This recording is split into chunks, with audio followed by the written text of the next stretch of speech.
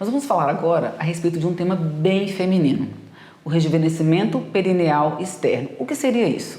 Algumas pacientes vêm ao consultório reclamando a respeito dos seus grandes lábios, que às vezes eles estão murchos, ou também elas reclamam a respeito dos pequenos lábios, quando eles são maiores do que os grandes lábios. Outra queixa muito comum é que a região dos grandes lábios está ficando muito flácida com o emagrecimento ou com o envelhecimento. Para o tratamento de flacidez dessa área, existe também um laser que está sendo muito usado agora, que é o laser de CO2 fracionado e que dá excelentes resultados. Não existe restrição após realizar esse laser, porém ele deve ser repetido dependendo do grau da flacidez de tempos em tempos. Algumas pacientes também reclamam quando o pubis tem um acúmulo de gordura e fica aquele pubis gordinho que atrapalha e fica muito aparente quando coloca, por exemplo, um biquíni ou uma roupa de ginástica.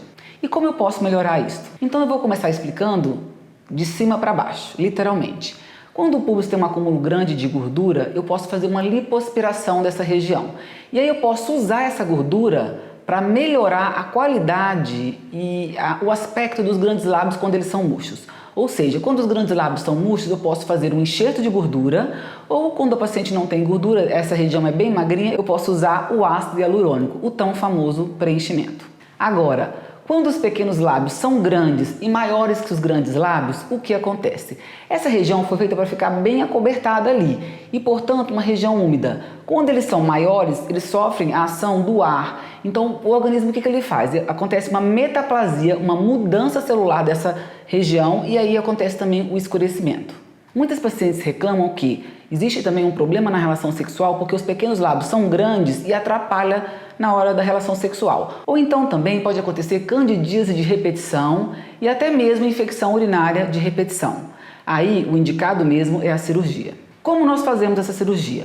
Bom, a gente reduz o que está em excesso. Então eu vou lá nos pequenos lábios e retiro o excesso. E que muitas pacientes têm em um só ou até mesmo nos dois. Isso não importa. A cirurgia é o tratamento adequado para esse problema. Bom, falando de recuperação, a recuperação da lipoaspiração do pubis é bem tranquila. Essa região fica um pouco dolorida e é muito interessante fazer a drenagem linfática, porque também pode, de acordo com o que vai desinchando, ficar uma fibrose, um endurecido nessa área.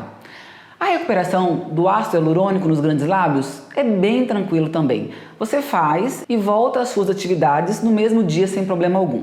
Já o enxerto de gordura fica um pouquinho mais dolorido do que o ácido hialurônico, mas também sem grandes problemas.